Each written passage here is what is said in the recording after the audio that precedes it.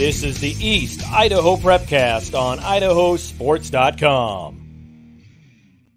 That's right. Welcome in another edition of the East Idaho Prepcast on IdahoSports.com, talking District 5 and 6 athletics each week in the state of Idaho. Brandon Baney, joined as always by still festive Sean Kane. What's up, Sean? Hey, not much. Long time no see. I was just checking my list twice, you know. Yes. So Sean and I were on the call of a girls basketball game last night, the season debut of East Idaho Game Night on IdahoSports.com, and we will get to that game in a moment. You might be wondering, where the bleep was the podcast last week? So here's the story. Sean and I actually recorded an episode of the East Idaho Prepcast last week. We talked about a lot of good stuff. We went over a lot of basketball news. And then, I don't know, something happened with the file in post-production. That's an industry term, post-production. So I don't know. Something happened to the file. It got all corrupted. I didn't have the original. I don't know. It's just one of those weird things where we weren't able to post a show. You know, it was our best show ever, Sean. It was, we were going to submit it for the podcast Emmys, and, you know, I was writing my acceptance speech already, you know, but we'll get, you know, we'll make it up. We endure, right? Me and Brandon are the Swiss Army knives of broadcasting / podcasting. So, you know, we're ready to go. Definitely. So we will rehash some of the things we talked about last week when we just basically had a conversation with each other and nobody else. And a quick programming note, next week, Sean, is it's a weird year this year where Christmas and New Year's both fall on weekends, right? So Christmas Day is Sunday, New Year's Day is the following Sunday. So Monday, the 26th, Monday, the 2nd are kind of the federally observed holidays. So with it being kind of a weird year for the holidays, I want you to spend time with your family and loved ones. I certainly want to spend time with my family and loved ones. So next week, no show. We're just going to take the week off. Sound good? Well, kind of take the week off. Yeah. We will. Let me rephrase. We will be taking the week off from the Prepcast. We're still doing games, right? Sean, you're going to be covering some games at the East Idaho Holiday Shootout at the Taj McGrays up at Skyline. I'm actually going to be up north doing some basketball games in Post Falls. So it's going to be a busy week for us on the broadcast side, live game streams side. But in terms of the podcast, we're going to take a week off because there won't be any results to talk about, and the things we want to preview, we're just going to preview today. So sound good? No Prepcast next week. We can do it. I'm okay with it. Okay, cool. Because I want you to have a life too, right? One day. No, it's good. It's all good. All right. Okay, so let's dive into it. I think the top story has to be the game we were at last night, Sean. This was a wild game, and you can, if you didn't get to watch it live on IdahoSports.com, you can watch the archived copy of the game. It's a small amount to pay for basically owning the game for the rest of your life. You pay a small fee, and then you get a copy of the game to keep forever. You can do with it whatever you want. And this would be a good one to keep because this was an all-time classic. Coming in, it was a girls basketball matchup at Shelley at the Potato Barn. It was the Russets, the number 1 team in the 4A girls basketball coaches poll, 9-1 overall, 3-0 in high country conference play, taking on a Skyline team that's kind of been on the roller coaster ride a little bit this year. Skyline was the 4A runner-up last year, lost some players to graduation, brought back a lot of talented players. But Skyline came in with a 4-5 record overall and a 1-1 record in league play. And then we had an all-time classic. Shelley ends up winning it 70-68 in overtime. Sean, what were your takeaways from the game? Well, I mean, the biggest takeaway for me is Shelley's defense and ability to create turnovers is just going to cause any team just a huge hassle. And then, of course, Shelley's got one of the best players probably in the state right now, in Brindley Cannon, who put down a little 39 bomb point scoring barrage. But even with all that, you can look at Skyline, and Skyline had Shea Shippen put down, I believe, 38, right? And you very rarely see someone in the 30s. We had 2 players on the opposing teams going at it, mano a mano, right? Point for point. But Shelley's defense, they go after everything. They don't take a play off. Just inbounding the ball in the backcourt is difficult against Shelley. I really like their defense as well as they did in the scoring. I think their defense, I think that's what wins games. The little things, the intangibles. Shelley's really good. And then on the flip side, Skyline, man, they're right there with them. They're a team that just lingers. It just never goes away. And if you don't put them away, they're going to stay there and find a way to beat you or be right there at the end. And you could tell that's how Skyline's built. They're just kind of creeping in the back and boom, we're going to get you. Yeah, it's like Jaws, the shark that's lurking in the water, right? You can sense the impending doom by letting them hang around. So, I mean, this was a wild game. We had basically Shelley was up 7 at halftime. The lead stretched out to 12 at one point in the third quarter, but Skyline just kept chipping away, battling back. Talking to Coach Ty Keck before the game last night, I asked him, I said, what's been the biggest struggle for your team? Because, you're 4-5 is kind of been up and down. And he said, we need to defend for all 32 minutes of the game. He said the times where we've defended for all 4 quarters and been consistent defensively, and that includes, ending the defensive possession with a rebound, we've done pretty well. It's the times where we've struggled on the defensive glass, struggled to close out on shooters. That's when we've been in trouble this year. And so how did Skyline make the comeback? Certainly you have to put the ball in the basket, but you got to get some stops as well. And Skyline was able to do that in the third quarter. There's about 10 seconds left in the third quarter.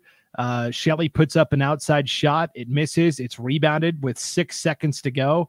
They get it to Shea Shippen around midcourt. She kind of hands off to her sister, Kaisa Shippen. And from just beyond the midcourt logo, about 30 feet out, Kaisa Shippen on the run banks in a 3-pointer straight on top of the key as time expires to end the third. And it was just an amazing shot. Yeah. And she only had 1 point in the first half, and then she came out and got all her scoring done in the second half and really kind of changed the momentum, I think, for that team, for Skyline in the third quarter, and just hitting some threes. And just because kind of the other backstory in that game is both the big kind of scoring stars of both teams were in foul trouble the whole game. So, Shea Shippen had to kind of sit sometimes. Brindley Canyon also had to sit at some points because she had foul trouble, and she ended up fouling out in overtime. So foul trouble was, there's a lot of micro stories within that game for sure. Yes, and that's what made it such a fascinating game. Was you had, the big comeback by Skyline, incredible play on both sides, and then yes, the foul problems on both sides persisted throughout the second half as well. So Kaisa Shippen banked in that 3. I think that cut it to 4 as we went to the fourth quarter of play, and from there, basically Shelley would go up 7, Skyline would cut it down to 5 or 4. Shelley would get back in front by 7. Skyline would cut it down to 5 or 4. And it continued that way until late in the game, late in regulation. Skyline's got the ball. They're down 3 with about 20 seconds left. And we were talking during the broadcast, Sean, okay, if you're Shelley here and you're Coach Jessica Carlson, do you foul Skyline and take away the possibility of them putting up a shot to tie the game? Because if you foul Skyline, they're going to the line for a 1-and-1. Even if they make both free throws, Skyline's still down 1. And Shelley, you talked about Brindley Cannon, 39 points in the win. She was 11 of 12 from the free throw line as well. So you've kind of got an ace up your sleeve in a near automatic shooter at the other end for Shelley. You could make it a free throw game and basically bleed out the clock and win that way. But Shelley decides to play it up defensively straight. Shea Shippen puts up a 3 from the wing as time expires. It's blocked, right? The shot is well short. And then you hear the referee's whistle. And Shelley is whistled for the foul on Shea Shippen. It's a shooting foul. So now she's going to go to the free throw line. And they did put 0.5 of a second back on the clock. But now Shea Shippen's at the free throw line shooting 3 free throws with her team down 3, basically to try to send the game to overtime. The first one shot a little hard, rattled around, and I thought it was going to spin out, but that sucker went in. And then the second free throw was good. And then Shelley took a timeout to try and ice the shooter, try and get into Shea Shippen's head a little bit, but she's such a great player. You're not going to be able to do that. She comes out of the timeout, makes the third free throw. That's when we go to overtime. In overtime, Shelley starts the extra period on a 7-0 run. And that was really the difference, was that hot start by Shelley to begin overtime. Skyline again battled back. In overtime, Brindley Cannon ended up fouling out for Shelley on basically back-to-back offensive fouls, right? She was driving the lane. 2 times Skyline stood in and took charges for Cannon's 4th and 5th fouls. At the other end, Skyline got a bucket by Amy Basic right as time expired to make the final 70-68. But basically that start in overtime was what won it for Shelley. Yeah, Brindley Cannon went down, got one in the lane, kind of a nice little scoop-in layup. But then in a couple possessions later, she came down and hit a big 3, and I kind of thought that was kind of the big momentum, kind of nail in the coffin. She's a couple feet outside the 3-point line and hit a big 3 from the top of the key, and man, she was fired up, and that was kind of the big turning point. Skyline really couldn't kind of claw their way back in after that with those big bear claws. Yeah, for sure. And so Shelley with the win, now 10-1 on the season. Perfect 4-0 in league play. And I talked to Shelley's coach, Jessica Carlson, a little bit before the game last night. And I asked her, I said, what's been the key to your team's success? Because, statewide or even in the conference, Shelley was kind of viewed as kind of this dark horse, right? Oh, yeah, Shelley's got potential. They've got some pretty talented players, and they're getting better. It's basically the vibe I got from people in the preseason. Well, Shelley's the lead dog in this race. They have taken every challenge and won, except for a road loss at Pocatello a week ago. And that was a close game. I mean, so they're, a couple plays away from being undefeated. And so I asked Coach Carlson, I said, what's the biggest key to your team's success so far? And she said, every player buys into their role. Sometimes there's going to be players that not only do they not score any points in the game, but they may not even take a shot. And they're okay with that. They're okay with doing the off-ball stuff, setting screens, getting in position for the rebound, the little things. Because last night, Brindley Cannon scored over 50% of Shelley's points, right? 39 points. Shelley had 70 as a team. And so, but it's not a one-player show. It's all 8 or 9 players, depending on how many play on any given night for Shelley, everybody doing their job and embracing their role. It's a very unselfish team. And that's why Shelley is off to the start that they are. It's been very impressive. Yeah, and just to add to that is you would think with Brindley Cannon scoring 39 points that she'd be heaving up a ton of shots and really kind of ball hogging it. And that's not the impression I got at all. I feel like it's well in the motion of the offense, and she kind of goes for it when she needs to. And she's also probably had quite a bit of assists. I bet you she contributed to 90% of the points, if not scoring them or assisting them, because she draws a lot of attention, double teams, and she's really good at kicking it out. Yeah, it was really fun to watch Shelley and the way they attack. And you're right, defensively, Shelley is so tough with the quick hands, so many deflections and steals out front. They do a great job of forcing turnovers. And for Skyline, I think they're still trying to figure it out a little bit, but that's okay. They've got time. They will play Shelley again in the regular season finale for both teams. It'll be on January 26th at the Taj McGrizz. I think we might have to go do that game, Sean. We did the first one. Yeah, we might. That could be, deciding some positioning and how the conference ends up at the end of the year. That could have a lot of implications there. Yes, definitely. So a nice win for Shelley. They continue to remain atop the leaderboard in the High Country Conference. Their closest, conference game in terms of opponent that's really pushed them was when they played Blackfoot. They took on Blackfoot back on December 7th, and Shelley only won that game 54-46. So what's that, a 8-point margin of victory? Yeah. And so this is starting to shape up to be a very interesting conference with Shelley and Blackfoot and Skyline, Hillcrest, and even Idaho Falls. All 5 of those teams, all capable of beating each other on any given night. And so you look at Blackfoot, and they're 4-8 overall, right? And you're going, well, that's not that great, but they're 2-1 in their conference, which is what counts. There's 2 bids to stake this year out of this district, But when you look at who they've played, it's been a murderer's row. I got it up right now. Yeah. Thunder Ridge, Rigby, Snake River, Timberline, Middleton, Shelley, Rigby again, Thunder Ridge again. These are premier programs, and most of them 5As.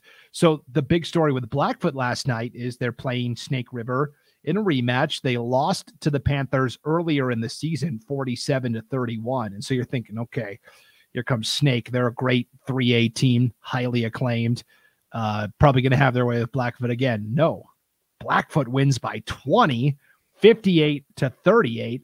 Espy Vergara, one of the I think the only returning starter from a year ago for Blackfoot, hits 7 threes in the victory. And Blackfoot, I'm telling you, look out. They're a team that's well coached by Ramey Odom. They get better as the season goes along. And I would not want to play the Broncos right now. No, and I mean, you look at their loss to Thunder Ridge, 42-54. I mean, they're not getting blown out by these really, really good teams, and it'll be interesting to see. And they had some pretty good wins over Idaho Falls and Hillcrest, and Idaho Falls was able to beat Skyline. That mix in the middle there, I think it's going to be. And I mean, Shelley, the season's not over. They haven't won anything yet. They're pretty strong, but these teams are going to be right after them, as we saw last night. Right, Skyline was right there. They could have won that game just as easily as Shelley. So it's going to be a battle down there, up there. Yeah. I mean, Blackfoot played Timberline earlier this year, one of the best 5A teams from Boise, only lost 59-52. I mean, it's pretty impressive to watch. So Espy Vergara hits 7 threes for Blackfoot's girls last night. Well, we had another pretty outstanding shooting performance. This is on the boys' side, Sean. This was over the weekend. Thunder Ridge, the boys were playing in action. And in terms of the 5A High Country Conference in boys basketball, a lot of the chatter surrounds Madison and Rigby for good reason. They're kind of the teams that are out front. Nobody's actually played a league game yet, so it'll be interesting to see when all these teams start playing each other. But over the weekend, Thunder Ridge played at the Preston Indian Classic. They won their first game over Nampa, 68-52. Then they lost to Bear River in the semifinals. Bear River, Utah by 3, 47-44. And then they beat Grantsville, Utah in the third place game, 60-55. And in that game, Nick Potter set a new school record for most three-pointers made in a single game with 8. That's insane. Wow. That's crazy. 8. I mean, he was on fire, right? NBA Jam style. Yeah, that's just great. That's a great effort for him. And hopefully that will just kind of boost them as they go on into conference play for sure. Yeah. So record-setting performance from Nick Potter at the Preston Indian Classic as Thunder Ridge takes 4th overall there. Preston, of course, like they do so often, won their own tournament. I think, they've done it now, I think 15 years, and I think only twice has Preston not won the tournament. One of them was last year against Jerome. Then the other one was several years before that. So they kind of run through everybody. They beat Shelley in the first game, 65-43. And then they played the 2 Utah schools. They played Grantsville and won 58-28. And then they played Bear River in the championship, 71-58. I think Preston was probably hoping that they could play some of those Idaho schools that were there, but it was all the Utah teams that were getting through into the bracket. And so, but anyways, Preston will take it. They're 7-1. Their one loss came to Hillcrest, which of course is a juggernaut in boys basketball, and they lost 84-58. Well, spoiler alert, Hillcrest does that to everybody. Yep. So what do you make of this Preston team? I got to watch Preston play the Highland Rams earlier in the season, and they're, Preston's they have 5 or 6 6'3" wing players that all can dribble and shoot the ball, and they run up and down the court really fast. And you know what? Ty Jones always has that team playing really, really good defense, and their system works really well. we had talked about this before. I kind of wanted to see Preston Jerome in that final, just to see that 4A matchup. But yeah, Shelley, I've seen Shelley play too, Shelley boys, and they're really good too. So that's a good win for just over Shelley. I think Shelley is going to be, boys team is really good and kind of under the radar as well. And so that's a good win. I think Preston's really good. It'll be interesting to see when conference play comes up for Preston and for Pocatello and Century. I think it's going to be heated again. We'll just put it that way. Yeah, it's a good way to put it, for sure. So yeah, Preston, I think it was pretty telling. Their closest game of the tournament came against Shelley in the opening round, and then they seemed to win by wider margins the further they advanced. Usually it goes the other way. Speaking of Pocatello's boys, they went over and won the Pro Image Sports Winter Classic, hosted by Owyhee and Rocky Mountain high schools over in the Boise area. Pocatello played all their games at Rocky Mountain. Before that, though, and we'll talk about that in a second, but before that, Julian Bowie hit a pretty awesome career mark. This was 2 weeks ago now.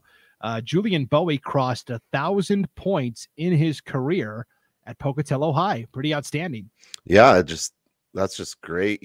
And you kind of felt like that kind of is a milestone that he would achieve. And we talked about this before. I'm kind of interested to see maybe who has the highest point total ever, and if maybe he'll be chasing that by the end of his career, and that'll be something to kind of be interesting to follow. And I am going to work on finding that out, by the way. But I kind of want to know, there's a lot of good players come out of Pocatello High School, so that point total might be high. But I want to think Spencer Nelson might be one of the highest ones. He was a really good player. But yeah, I'd like to see where he is in comparison. But congrats, Julian Bowie. That's a great achievement, and him and the Pokey Indians or Pokey Thunder are doing really well. Yes, they are. And yeah, I'm gonna put you on that assignment of trying to figure out what the record is for those points. Yeah, I will. I'm gonna figure that out, because the way he's able to score, and he's just kind of electrifying. He might be there. But the one thing that I think you sometimes forget about Julian Bowie is he's really good at creating opportunities for his other teammates, and that's why they win games. I think is he doesn't need to score a ton of points if he can create good opportunities for his other teammates. Yeah, he's a great facilitator. You're right. Pocatello goes to the Pro Image Winter Sports Classic, and they win in the first round over Fruitland, 59-50. That was their closest game of the tournament. And I think once they got their legs under them, the big game everybody wanted to see, and we got it, was in the semifinals against Minico. An all 4A showdown. Minico, generally, one of the stronger teams from District 4. Pokey runs them out of the building. I mean, just 75-58.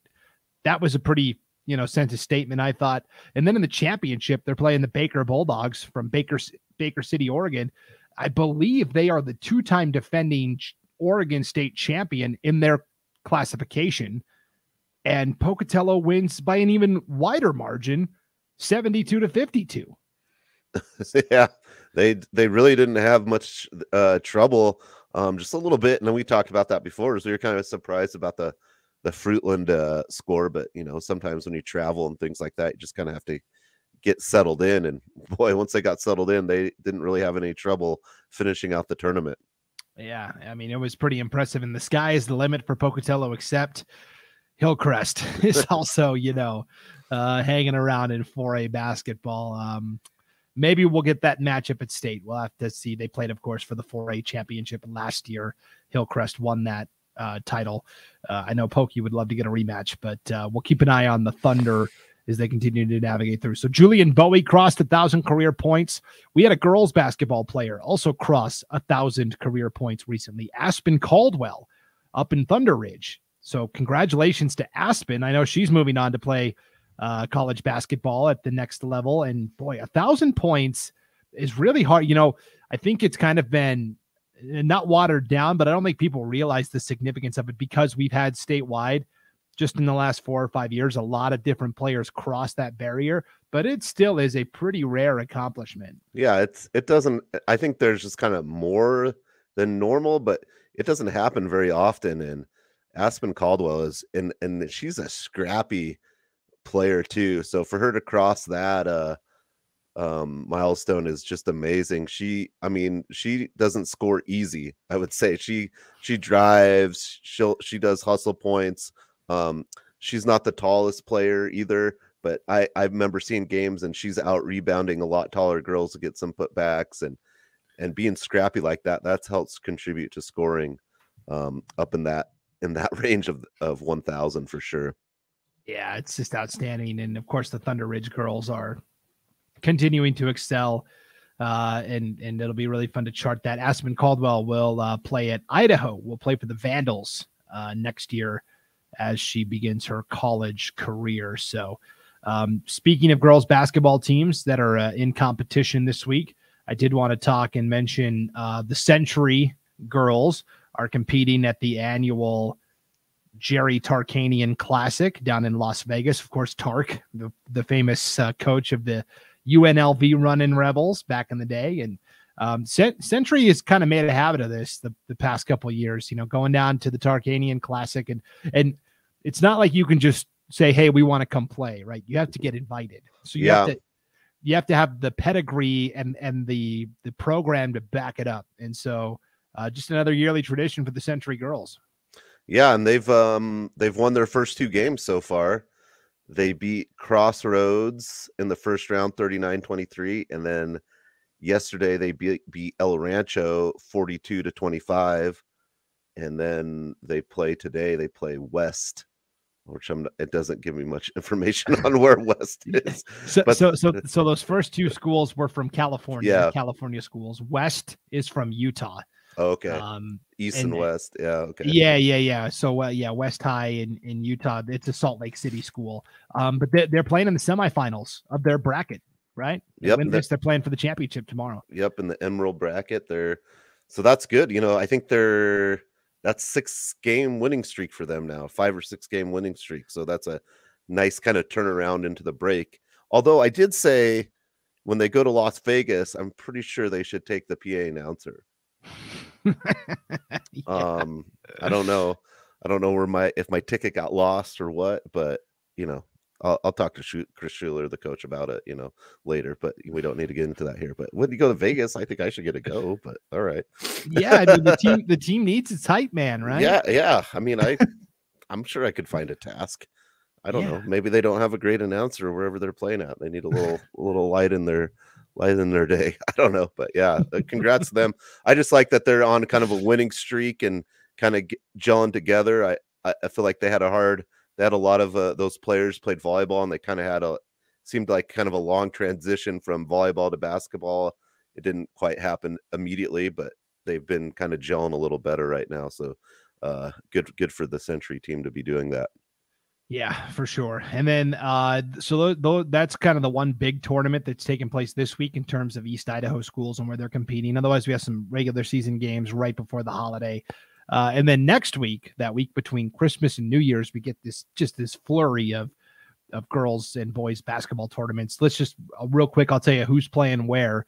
In girls basketball, you have the East Idaho Holiday Shootout.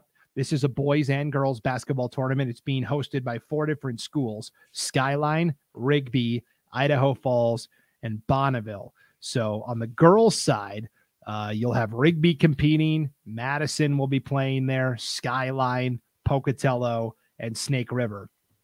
Those are the East Idaho teams that are playing. We are going to have some of those games for you on IdahoSports.com. As we talked about, Sean, we're going to be at the Taj McGrizz. This is a tournament that runs Wednesday, Thursday, and Friday, the 28th, 29th, and 30th. We will have every game from Skyline High for you, including on the opening day. And we can't tell you any matchups will be on the opening day because it depends on who wins and loses. But we will have Skyline, the Lady Grizz, playing American Fork, Utah. That's going to be a really good game at 6:15 on Wednesday night. We will have Snake River against Elko, Nevada at 1:30 p.m. And then we'll have, to me, the most interesting game, Pocatello and Bishop Kelly, an all 4A showdown at 3 o'clock on Wednesday. Yeah, that's Bishop Kelly and Pocatello have been matching up a lot lately. Football, just different sports, and I think that'll be good to see. I think District 3 4A there's kind of a lot of parity there, and for the most part, okay, no, yeah, well, I mean, in the conference, yes. like usually it's before Middleton moved up and BK, like it was always like BK Middleton are playing for that conference, but I think in that conference BK is not the juggernaut, and the District 3 girls basketball is not what it used to be. I think there's so many schools, and a lot of those girls basketball players seem to be gravitated to some bigger size schools. Yeah, it's definitely a little watered down this year, District 3. So Bishop Kelly is still kind of one of the favorites. So this will be a good measuring stick for a Pocatello team it's been pretty good this year. Only team to beat Shelley. So yeah. We'll see. The other, we've got also the Parma Holiday Tournament. Parma is hosting that. We will have, this is for kind of the 3A, 2A schools in girls basketball. American Falls and Malad will both be over there competing. So that'll be interesting to see how those teams do. And then, of course, I think probably the signature statewide tournament is the Timberline tournament. This is over in Boise, co-hosted by Timberline and Bora. That's where you get Timberline from. Like Liger. I don't remember Liger Town a long time ago. Yeah. Maybe we should have the Liger Town tournament in Pocatello Lava or something. Yeah, right. That's pretty funny. So Thunder Ridge is going over there to play. That's kind of the big team from the East that's going over. You also have, and then I'm looking at this. Oh, Hillcrest. Hillcrest is also going over. I was going to say, I knew there was one other team. So Thunder and Hillcrest are going over. And for Thunder, this is their opportunity, right? They really want to challenge themselves and test themselves out. They're going to play Bora on Thursday. And Bora's, bottom half of the league in District 3. But then on Friday, they're going to play Whitney, California. It's the only non-Idaho school that's there competing. And they're pretty good this year. They've got an overall record, Sean. Whitney does. They're from Rockland, California. They're 7-3. Oh, actually, there's 2 Whitney high schools. Yeah, I think it's the one from Rockland. They're 7-3. So this is going to be a good test for Thunder Ridge on Friday. And then they will also play, or that's Thursday, the 29th, excuse me. And then the third day, Friday, Thunder Ridge will conclude the tournament by playing Eagle. And that's kind of the big game I'm interested to see, because Eagle is a top 4, top 5 team over there in District 3. So, it should be great competition for Thunder Ridge at the Timberline tournament. Yeah, I was just looking at, I'm kind of surprised Thunder Ridge doesn't play Shelley. I feel like that would be a pretty interesting matchup too. Right. But they don't play. I was just looking at that. But yeah, Thunder Ridge, I think that's what maybe the ingredient that Thunder Ridge was missing is getting to play some of those kind of bigger schools, just to kind of get a feel for it. So you're not just going up and finding out at state, and that'll be a great experience. I know, just getting those reps in, getting to play those different teams, and also a tournament experience helps build, because you play regular season games, but a tournament, 3 days, 3 games, it's a lot different story. Yeah, much different for sure. Let's talk about boys basketball then. What's going on tournament wise. East Idaho Holiday Shootout, as we said, hosted by Rigby, Skyline, Bonneville, Idaho Falls. Local teams, Century will be there, Bonneville will be there, Idaho Falls, Highland, Rigby, Sugar Salem, Skyline. So this is a little bit of a bigger bracket. The matchups on day 1, the games we'll bring to you on IdahoSports.com specifically are, in terms of East Idaho, just the nightcaps. Skyline is going to play Centennial, the Patriots, 5A school from Boise. So that'll be interesting. Other matchups that I look at that I think could be pretty interesting, at least on day 1. Again, we can't go any further than that. Yeah. You've got Rigby taking on Stansbury, Utah. Stansbury, of course, is the school that came up to the Rocky Mountain Rumble. Yeah, the football. Oh yeah, and blasted Skyline right away. So you figure they're going to be pretty good in hoops as well. The other big matchup I'm looking forward to watching is Sugar Salem. They're going to play Mountain Home on that first day. Mountain Home is a decent team out of District 4 for 4A. They've got some big, tall guys. So how does Sugar counteract that? I think is going to be fascinating to keep an eye on there as well. The other tournaments, you've got the Parma Holiday Classic. That's a girls and boys tournament. We are going to have Snake River and West Jefferson over there competing. So that'll be interesting to see how they do. And then you've got the truckstop.com holiday tournament. This is hosted by New Plymouth, and this is kind of like for 2A, 1A schools. So we're going to see Water Springs go over there and compete. We also will see, I thought there was one more from East Idaho, but that might be it. And so Water Springs is a team we've talked about in that 1AT2 Rocky Mountain Conference, right? They're really good. Rockland gets all the attention, but I think Water Springs is right there kind of lurking. And right away, Water Springs on the first day, this is on Wednesday, the 28th, they are going to play Council, which is one of the favorites from District 3 in 1AD2 hoops. So this will be a good measuring stick game for the Warriors of Water Springs. Yeah, that'll just be great experience for them too. I mean, getting to travel and go play that, and then they'll know. I mean, they know they're going to have to play Rockland, right? But to go play a quality opponent like that, then they're going to have a better understanding of where that team and what they need to do to go be successful moving forward is going to be for sure. Yeah, it's going to be really fun to watch all of the holiday hoops. Uh-oh. Accidentally muted my mic.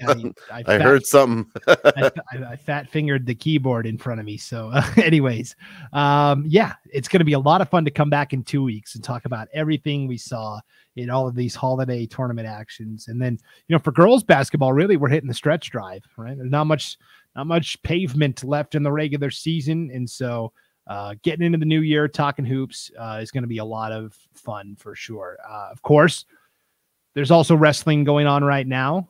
We had the High Country Conference duels last week up in Idaho Falls. You had some teams go over to the Wiley Dobbs Invitational in Twin Falls. Raleigh Lane, of course, comes right after the new year, kind of premier event in Idaho.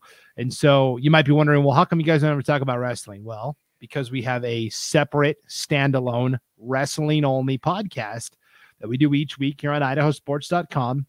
And we're actually going to be broadcasting it live tonight, Sean. We are going to go on the IdahoSports.com YouTube channel, Facebook page, and Twitter account at 8 o'clock Mountain Time tonight. I'll be joined by a panel of wrestling experts. It's called the Matt Chat Prepcast. And so you can comment, right? Yeah, comment and get involved. Yes, fans can come on and interact and ask us questions, give shout outs to their favorite teams and athletes. South Fremont's wrestling team is actually traveling to Minico tonight for a duel. That's going to be really interesting. Minico, of course, one of the best 4A programs. South Fremont, one of the best 3A programs. And then right before Raleigh Lane, South Fremont and Meridian are going to duel. And so you've got Meridian, the two-time defending 5A state champs, up against South Fremont. I'm really excited for that. You don't get that often in wrestling. So South Fremont Meridian are going to duel in wrestling as well. It's going to be really fun to watch that in a couple of weeks, but it's the Matt Chat Prepcast. You can subscribe to that podcast wherever you download your podcasts. We have a page for it at IdahoSports.com. You can watch it live tonight as well, or, watch the replay if you can't be there tonight on the IdahoSports.com YouTube channel, Facebook page, and Twitter account. So, all right, Sean, that'll do it for 2022. Merry Christmas. Merry Christmas. Have a good time boxing up stuff and whatnot. Hope the move goes well. I got the Christmas tree, and then I got the Michael Jordan jersey behind me, so I'm good to go. Your Christmas decor setup is pretty impressive, and if you're watching the video of this, you can see it. The one thing you're missing, though, is you've seen the movie Home Alone, right? Oh yeah. You're missing the cardboard cutout of Michael Jordan on the he puts it on the little train track, and Well, it is Christmas. You know where I live. There you go. It can't go wrong with a little Michael Jordan Christmas. Oh, that would be good. Yeah, I have the old Pro Image statues too. So yeah, so yeah, big Bulls fan. One day they'll be good again. Ugh. Boy, there's a lot of infighting with them right now. Zach LaVine, DeMar DeRozan. It's like they're not even talking to each other. Yeah, I like DeMar DeRozan though, man. He's been clutch. Zach LaVine, I think, he's okay. As a UCLA fan, I got to stick up for my former Bruins, right? Zach LaVine played at UCLA. Yeah, he didn't even start that year at UCLA. He went from 6th man to NBA lottery pick. Crazy. Right? Because he can dunk. I don't know. He's a pretty electrifying player. I don't know if he's like a win a championship player. That's my opinion. Hot take there from Sean Kane. All right. All righty then. That'll do it for the East Idaho Prepcast here in the year 2022. Merry Christmas to everybody out there watching or listening. Happy New Year. And we'll see you back here in 2023 for another edition of the East Idaho Prepcast on IdahoSports.com.